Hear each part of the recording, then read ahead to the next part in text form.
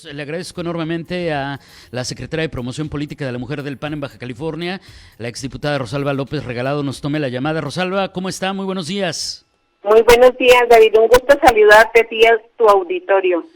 Gracias. Pues creo que el anuncio de que se emitió la alerta de violencia de género en Baja California ha generado dudas, sí, legítimas, pero también, Rosalba, mucha desinformación de lo que realmente significa, al grado de que, yo sé que no es lo más importante, evidentemente, lo más importante es la lucha contra la violencia de género, pero no concibo, Rosalba, y por eso también hay que platicar este tema, que haya personas como celebrando, o sea, no entiendo. ¿Cómo entender en su correcta perspectiva que se haya emitido esta alerta de violencia de género para nuestro estado? Muchas gracias, David. Mira, yo creo que es una pregunta muy importante porque lleva dos contextos. El primero es, sí hay este reconocimiento a un proceso que se está llevando a cabo y que está dentro de la Ley General de Acceso de las Mujeres a una Vida Libre de Violencia. Sin embargo, esta causa tiene que ver con que la ley establece todo un procedimiento para que puedan ser atendidas las causas que dan origen a la violencia, que llega incluso al feminicidio de las mujeres en un estado. Y bien dices, la alerta de género representa para un estado el que se dé una alarma, David, es una alarma, una alerta, es decir, aguas, pues aquí están matando mujeres. Eso es lo que representa la alerta de género. Por eso el contexto primario es que al seguir el procedimiento que está establecido, el grupo técnico que se establece para determinar y analizar cuál es la situación que guardan las mujeres en un estado, hace una serie de recomendaciones que deben de ser atendidas por las autoridades. Esto debe haber sido primero. Eso pasó en el 2015. Que se emitieron las recomendaciones y que las autoridades en su tiempo vigentes dieron atención a las recomendaciones para ver si se daba o no se daba esta alerta de género.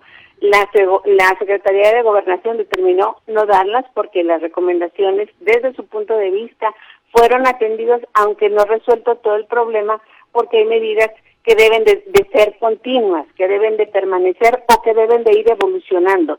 Uno es el caso del Centro de Justicia para Mujeres. En este caso, cuando se emite una solicitud en el año 2020, obviamente por el incremento de la violencia que se está dando, por los números que arrojan, donde Baja California se pone con un primer lugar en corrupción de menores a nivel nacional, donde Tijuana lamentablemente es el primer lugar de los municipios en feminicidios, pues esto alarma, aparte de los datos que da la titular de CONAVIM, de que desde el 2015 hasta el 2020 se tienen más de 6,000 mujeres desaparecidas en nuestro estado y que solamente 68 se han encontrado sin vida. Estos datos obviamente son alarmantes. Y al hacer las recomendaciones al estado, 35, ya no 14, 35, que fueron incrementadas por la violencia. Esto hay que añadirle obviamente la pandemia, eso es lógico, que incremente este número, pero resuelve el Estado no seguir las recomendaciones, sino decretar la alerta. Y dicen, la verdad que no entendemos el sentido de no seguir el procedimiento, sino irse de una vez a la alerta, porque para mucha gente, pues eso es lo que representa, incluso para la economía, lo que puede decir, oye, aquí en el estado pues están matando a las mujeres. ¿Y qué podemos celebrar? ¿Qué sí se puede celebrar? Pues que se ponga la lupa en la atención. Pero esto se podría poner la lupa sin decretar la alerta. Las recomendaciones precisamente para eso son, para que tú te acciones como autoridad, para que veas tus deficiencias y obviamente tomes cartas en el asunto, David. Por eso está esta dualidad que tú comentas. Oye, ¿es buena o no es buena? Son buenos atender las recomendaciones. Es bueno que las autoridades se pongan las pilas, que una vez que la mesa técnica te diagnosticó cuáles son tus males, tú empieces a atenderlos, te actives y le des continuidad a estos trabajos. Y algo bien importante también, David, como obviamente hay un rezago importante en materia de atención a la violencia hacia las mujeres en nuestro estado, hay que decirlo con todas sus letras, desde hace mucho tiempo.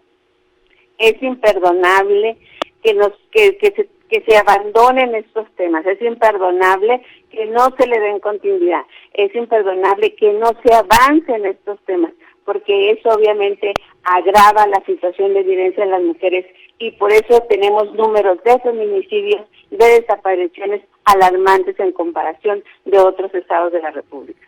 Ahora, para seguir estas recomendaciones, para pues llevar a cabo lo que implica atender esta alerta, pues se requiere recurso humano, recurso económico. ¿Cómo entender esa otra parte, Rosalba? Mira, de las 35 recomendaciones hay mucho trabajo que hacer, David. Hay que, obviamente, todas las áreas involucradas. A mí me llamó mucho la atención que dos recomendaciones que señaló la titular de CONAVIM.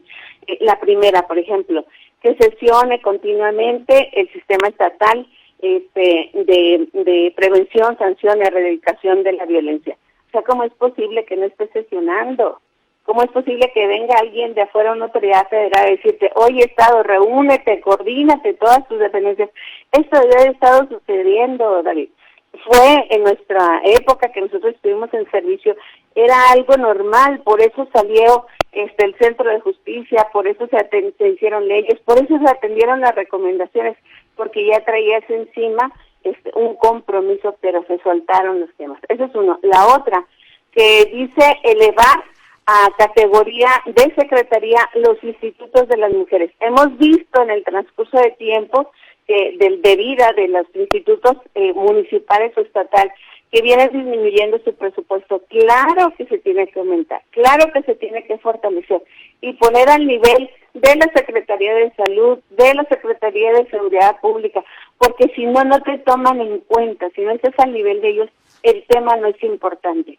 Estamos hablando de la vida de las mujeres de un estado, estamos hablando que se le destinan 500 millones de pesos a una consulta de un aplicamiento de la ley y no se le puede dejar dinero a terminar de construir un centro de justicia aquí en Tijuana. Y ya quieren construir, otra de las recomendaciones es construir un centro de justicia en San Quintín por la situación de violencia que también fue causa para que se diera esta alerta de género.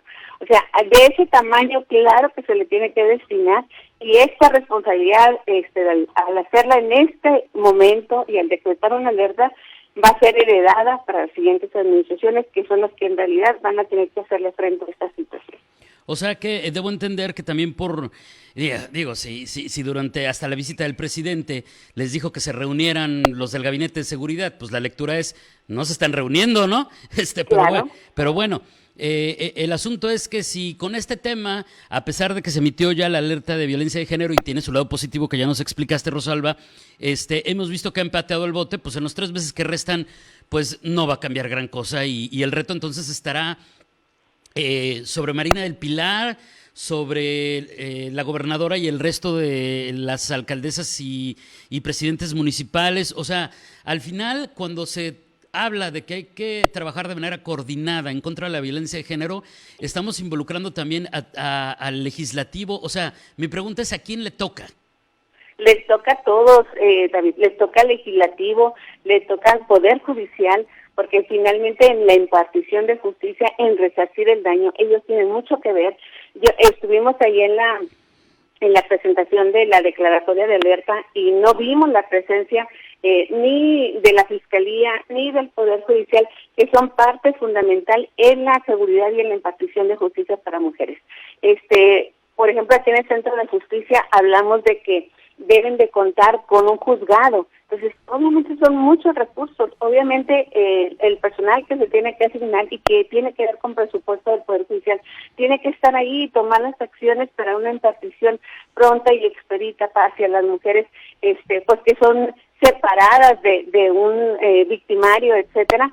Y obviamente, si se pretende hacer lo mismo para San Quintín, pues deben de estarse preparando y tomar cartas en el asunto, presupuestalmente y con el personal capacitado y adecuado en esas áreas. Muy bien. Rosalba, se nos acaba el tiempo. ¿Con qué mensaje nos tenemos que quedar en este momento? ¿Qué nos podrías compartir a manera de conclusión? Es un gran reto la alerta de género. Esto nos lleva a estar pendientes del tema, a no soltarlo, a que desde la sociedad civil seamos vigilantes de que se cumplan con estas recomendaciones, porque queremos que se vayan conteniendo y disminuyendo los números de delitos en contra de las mujeres en Baja California. Gracias, Rosalba. Un abrazo. Igualmente, David, muchas gracias. Es Rosalba López Regalado, secretaria de Promoción Política de la Mujer del PAN en Baja California, haciendo un análisis sobre este tema de que se emitió la alerta de violencia de género en Baja California. Aquí del público nos dice, por ejemplo, Paola, el gobierno electo si le importara ya podría o debería estar en pláticas para poder iniciar este trabajo y combatir la violencia de género. Sí, pues todo eso se hace desde antes, no hasta que llegas y tomas protesta. Ya veremos qué nos responde, por supuesto que cuestionaremos sobre el tema. 7:40.